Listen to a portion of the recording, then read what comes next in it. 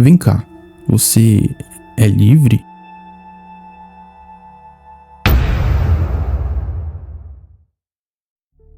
Eu não tô falando só de ir e vir, tô falando de liberdade financeira, liberdade de tempo, de poder se expressar sem medo, liberdade de viver onde quiser. Você é mesmo livre? Às vezes parece que tem algo muito errado acontecendo no mundo, né? Por mais que a gente trabalhe, estude e se dedique, parece que nunca é suficiente. Talvez você se sinta preso na velha corrida de ratos, refém do trabalho, das contas, das obrigações. Mas calma, eu sei exatamente o que você está sentindo, porque eu já estive aí também. E deixa eu te dizer, a culpa não é sua. Existe um problema invisível, mas que é a raiz de quase tudo que a gente sente hoje. E antes de eu te mostrar esse problema, deixa eu te contar como era o mundo antes dele surgir.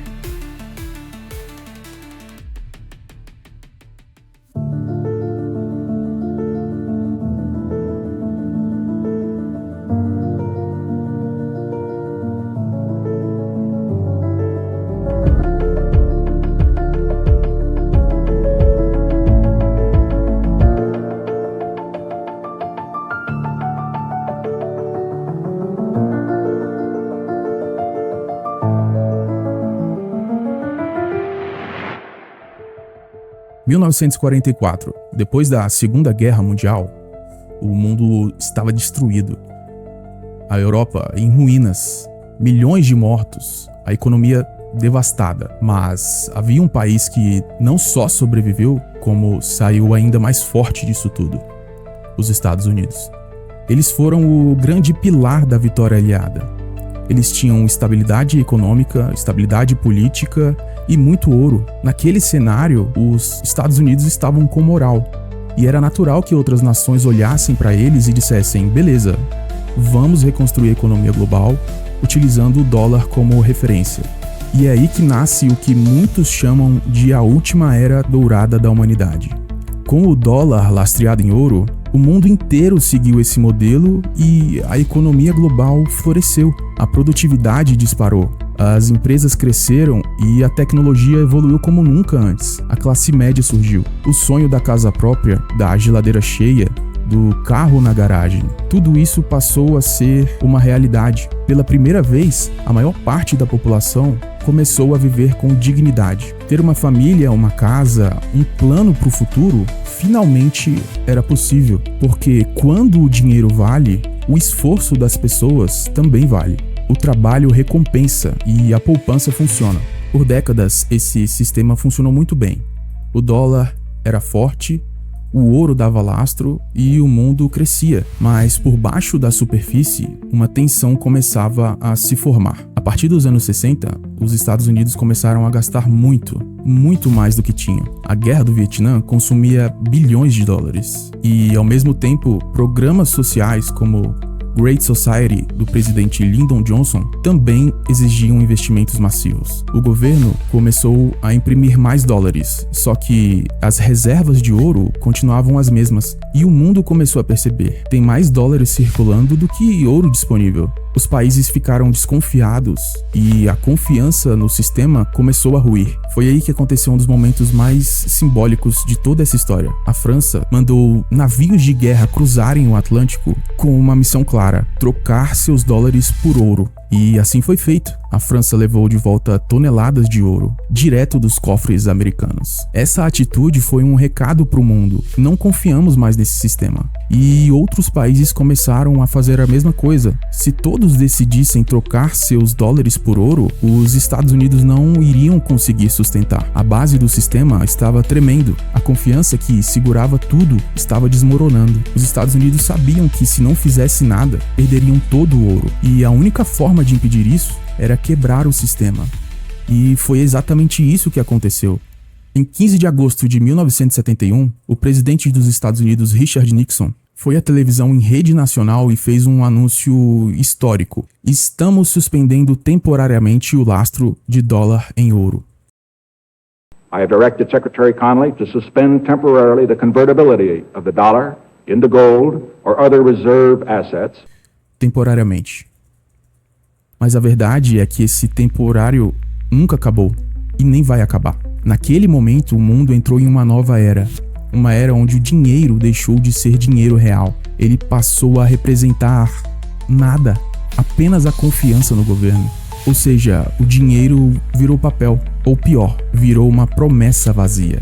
Essa foi a primeira vez na história que todas as moedas do mundo passaram a ser moedas fiduciárias. Nenhuma delas tinha mais lastro em ouro, nenhuma era segura. A base agora era só fé. E o que acontece quando não há limite para a impressão de dinheiro? A porta foi aberta para a inflação crônica, endividamento infinito e um sistema que beneficia quem imprime e penaliza quem trabalha. Esse foi um ponto de ruptura. A partir daqui o mundo mudou e a forma como as pessoas vivem e se relacionam com a economia mudaram.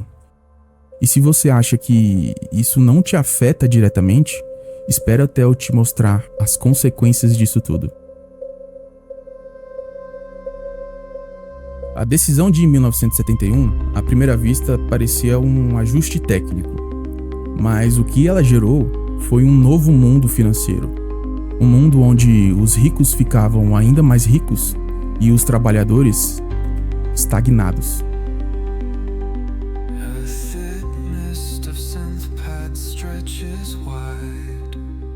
Dá uma olhada nesse gráfico aqui.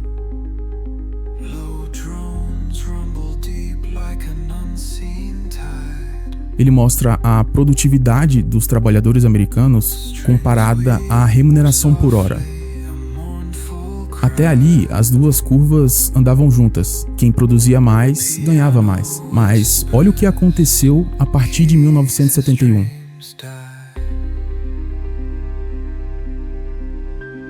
A produtividade continua subindo, mas a remuneração trava. A gente produz mais, mas recebe menos. Trabalha mais e vive pior. Agora, olha esse outro gráfico. Ele mostra o crescimento da renda dos 90% menos ricos e dos 1% mais ricos. Antes de 1971, caminho parecido, mas depois o 1% dispara e os 90% ficam para trás.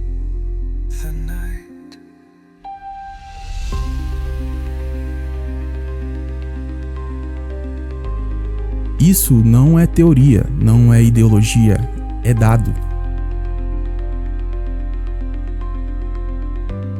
Depois que o dinheiro perdeu lastro, o jogo virou completamente. E por que isso acontece? Porque quem está próximo da impressora de dinheiro se beneficia primeiro, e isso faz toda a diferença. Enquanto o resto da população só sente os efeitos da inflação, da dívida crescente e da perda do poder de compra. Essa desigualdade que só cresce não é um acidente. Ela é uma consequência direta do sistema. E tem até um nome para isso: efeito Cantillon.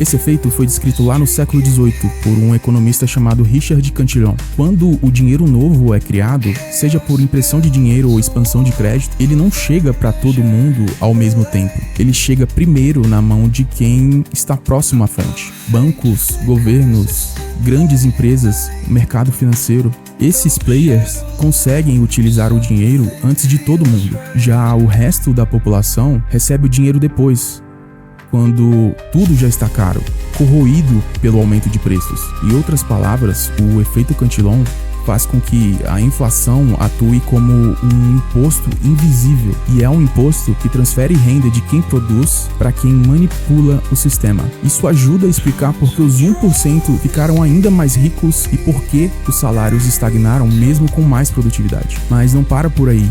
Esse sistema sem lastro também viciou os governos em dívida. Afinal, se você pode emitir a moeda, por que se preocupar com o limite? Os países passaram a financiar seus déficits com dívida, ano após ano. E quanto mais dívida, mais impressão de dinheiro. e mais inflação e mais desigualdade.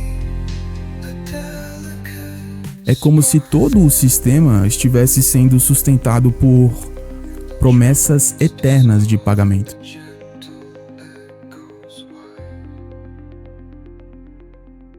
O colapso do padrão ouro não foi só uma decisão econômica, foi o começo de uma nova era. Uma era de moeda sem lastro, poder concentrado e desigualdade crescente. Um sistema que recompensa quem está no topo e empurra o resto para a base da pirâmide. Infelizmente, essa é só a ponta do iceberg. E antes de buscarmos por uma solução, uma saída desse sistema tão cruel, a gente ainda precisa entender o que realmente é inflação. Entender o conceito de juro real negativo e expansão monetária, entender um pouco mais sobre os impostos, entender sobre o dinheiro e o que dá valor a ele.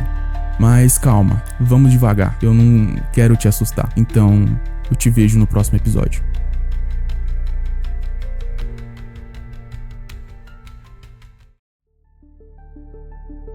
Agora que você entendeu o problema, a pergunta que eu faço é: o que você vai fazer com isso? Eu sou o Lipe Amarok e depois de uma década especializado e atuando no mercado financeiro diretamente com investimentos, percebi que tudo não passa de um grande teatro. Foram quase 10 anos para entender o que eu compilei nessa saga. Se você quiser continuar essa investigação junto comigo, eu te convido a clicar no primeiro link da descrição, porque a jornada para a verdadeira liberdade está só começando.